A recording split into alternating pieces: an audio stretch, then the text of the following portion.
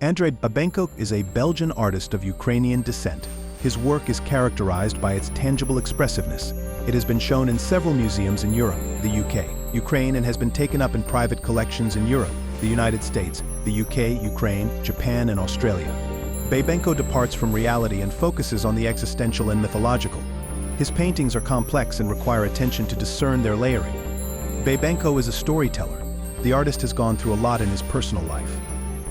Much of this has been transferred to his creations, which, in addition to a story, provide an experience and emotion.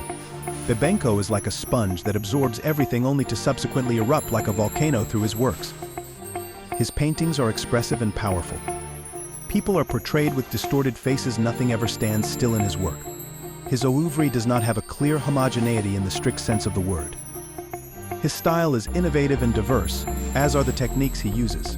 He incorporates traditional elements of classical painting together with grunge aspects into a contemporary context and combines them with modern techniques such as graffiti. Yet the combination of different styles and techniques forms one whole, just like life itself. Babenko manages to unite the mythology of Ukraine with the Western intellectual and conceptual. Babenko shows today what could be important tomorrow. He experiments with questions about human existence. Why does history repeat itself? How do people survive in this hectic economic reality? And how is it possible that peace and privacy have become luxury? At the same time, he uses light as a metaphor for the hope for a better future. In the meantime, the artist persistently continues to paint and create for as long as there is light. Babenko is a Belgian visual artist of Ukrainian descent. He grows up in an environment permeated with Soviet propaganda. Socialist realism reigns, stately art depicting Soviet reality in its most heroic form to portray the ultimate dream of communism as the governing regime. During his early school years, Babenko keeps a scrapbook with the latest news from the newspapers Izvestia and Pravda. He spends his after-school hours in drawing school, where he is named the best painter, draftsman, and lino cutter. His artistic talent will continue to play a crucial role in his life, on the one hand to escape reality and find peace and quiet, on the other to decipher reality in all its complexity, in and through the creative process. Using gouache, he makes wall newspapers in which he incorporates his experimental photos.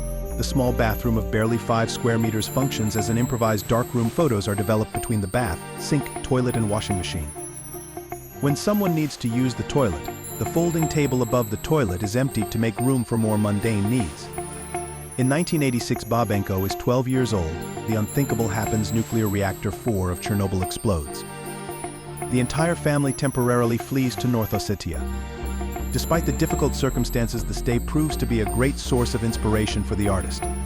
The family visits the work of the painter Ivasovsky, known for his seascapes and coastal scenes. In nature, Babenko marvels at the sight of vultures and rainbow bee-eaters, indulges in swimming in the ice-cold Terek, and dreams away at the view of the snowy peaks of the fairy-tale Kazbek and Elbrus. This new, exotic world is reflected in countless drawings in his sketchbook. Unfortunately, destruction is not far off here either. Tensions between the Ingush and Ossetians lead to street fights, and Babenko unexpectedly ends up in an offshoot of a fight. At the residential block he is staying in, he is not only targeted as a foreigner, but also considered deviant. With his sketchbook full of bird portraits and nature scenes, the artist personally experiences the fighter's stance towards the sensitive outsider that is Babenko. Love for nature is a common thread through Babenko's life. Back in Kiev, he finds an injured gray heron and nurses it in his bedroom. He does the same with a nest of newborn squirrels. The artist marvels at the exotic fauna and flora in the Red Data Book, his favorite USSR nature encyclopedia documenting rare and endangered animal and plant species. During his migration to Belgium, Babenko loses his precious copy, but thanks to a Russian musician friend, Nick Rock Enroll, he manages to get his hands on a second-hand first edition of the book. Driven by the success of his work at Opera Ballet Flanders, Babenko pursues his career as a full-time independent artist. Armed with his keen powers of observation, his work denounces the hypocrisy of people and society and pokes fun at the toxic positivity ideal. He depicts the alienation he experiences when he looks life's absurdity straight in the face. And always there is the feeling of being the eternal outsider. In his native country, he did not live up to expectations, and also in his host country, he remains the outsider. His work breathes deep humanity. In contrast with today's desire for manufacturability, perfection, digitization, and artificial intelligence, Babenko pleads for more humanity. personal experiences of the artist are elevated to universal feelings through his work. Look for the subtle elements that harbor the naive conviction of the existence of a better world, of hope and of a suffering that can be alleviated. A bird of paradise, a blue morpho, or the floral motif on the wallpaper in his grandmother's house. Similarities with neo-romanticism are easily detected in Babenko's choice of themes and visual language. Over the years, Babenko experiments with a variety of materials from watercolor, acrylic and oil paint over markers, gouache and Chinese ink to stencils and graffiti spray cans. His work evolves from the somewhat underground style in the early years to increasingly systematically substantiated and finished creations. During the Corona period, he returns to his roots and invests in his further development by taking a year-long course in classical Russian drawing and painting techniques. He learns to prepare canvases after the old-fashioned, with gelatin and pigment. He makes freehand drawings with graphite and charcoal, with interlocking primitive geometric figures, according to the golden ratio, in crossed or parallel perspectives. He develops them with pure pigment and pencil, searching for the light, the shadow, and the mid-tones.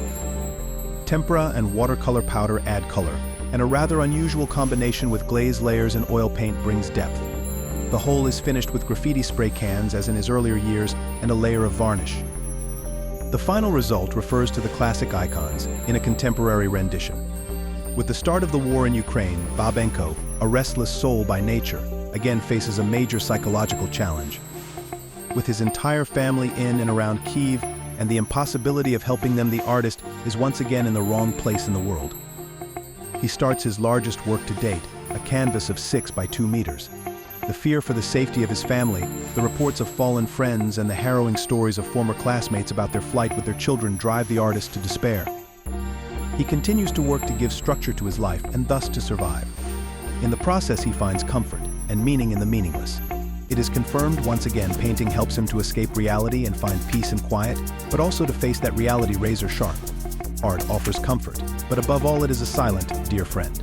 Babenko has shown his work in Flanders Opera and Ballet, the New York Times, Venice Biennale, Royal Museum of Fine Arts of Belgium, European Commission, SMEC Ghent, Museum Dr. Ghislaine, Muka Museum of Contemporary Art Antwerp, Extra City, Pukkelpop, Art Armor Kiev, Auction London, the Embassy of Ukraine in the Kingdom of Belgium, NATO Kiev, Sperling Gallery Munich, Frankfurter Allgemeine Zeitung, and in various private institutions. In addition to classical exhibitions, he has been involved in museal crossover projects with live painting, music, and poetry. In that context, he collaborated with, among others, Moro Pawlowski, Dirk de Wachter, and Alexei Gorbunov. Hans Willems, collection editor at the Museum of Contemporary Art Antwerp, describes Babenko's work as follows. What is special about his work is the striking synergy of styles and cultures. He mixes spray cans and oil paint, combines punk with jazz, and creates wild compositions with classical patterns. He is east and west, past and present, and slightly ahead of time. One reads Geronimus Bosch or Bruegel in his work, but above all a lot of Babenko. It should come as no surprise that he was always the best draftsman in class at school. Unraveling origin, identity, and artistic influence by different political cultural backgrounds can only lead to new insights, both for the artist and the viewer. Art is the most important school of learning. By looking closely, one learns to understand. Babenko is listed in the artist database, the Belgian list of professional artists and art heritage.